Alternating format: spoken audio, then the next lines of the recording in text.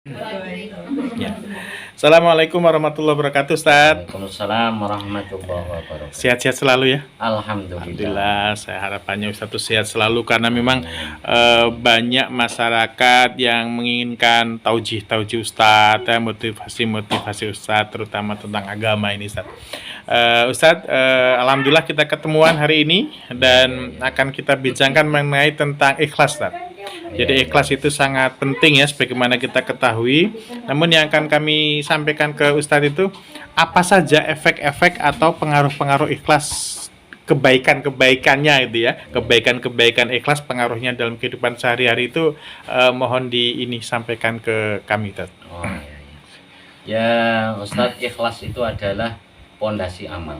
Artinya ketika amal kita dengan ikhlas, maka akan berpengaruh pada kehidupan kita. Di antaranya orang yang ikhlas itu dia tidak akan terpengaruh oleh situasi dan keadaan.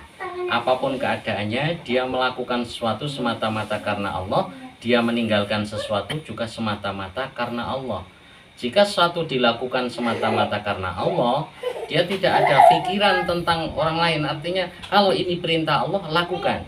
Kalau ini larangan Allah, tinggalkan. Apa kata orang, itu tidak menjadi pemikiran dalam kehidupannya, sehingga dia akan melakukan ibadah ikhlas, istiqomah selalu dia lakukan. Itu diantaranya seperti itu.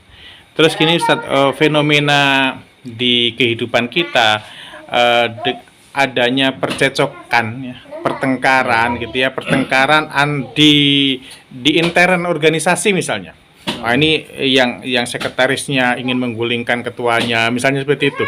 Atau nih satu partai, dia mendirikan partai bersama-sama tiba-tiba pecah kan gitu ya.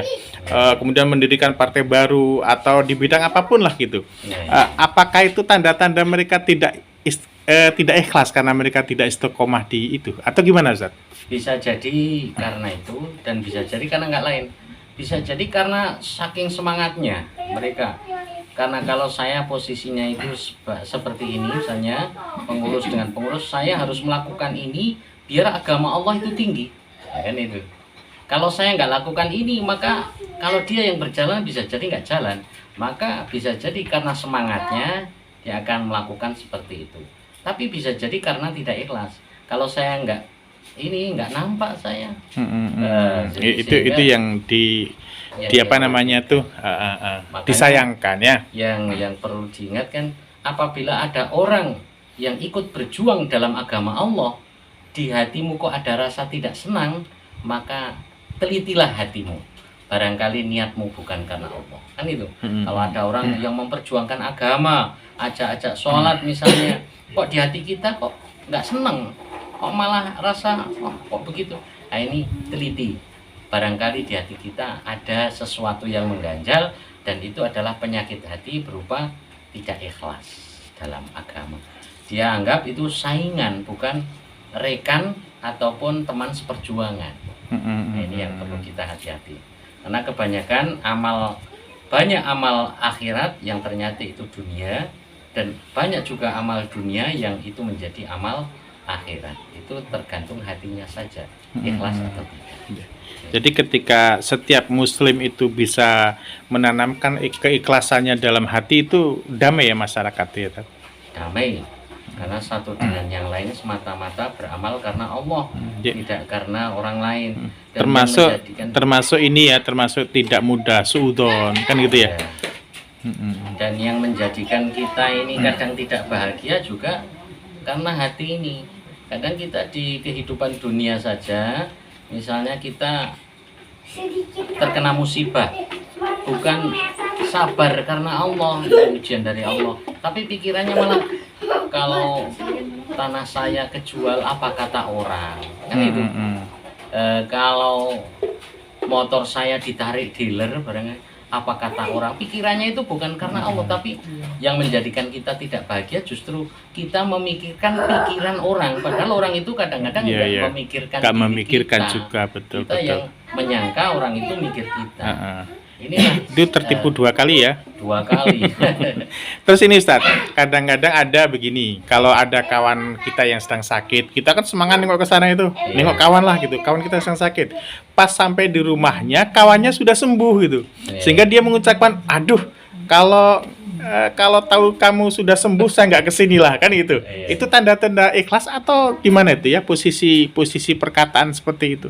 Ya itu mungkin karena dia belum bisa memahami bahwa setiap niat itu sudah dicatat oleh Allah, kan?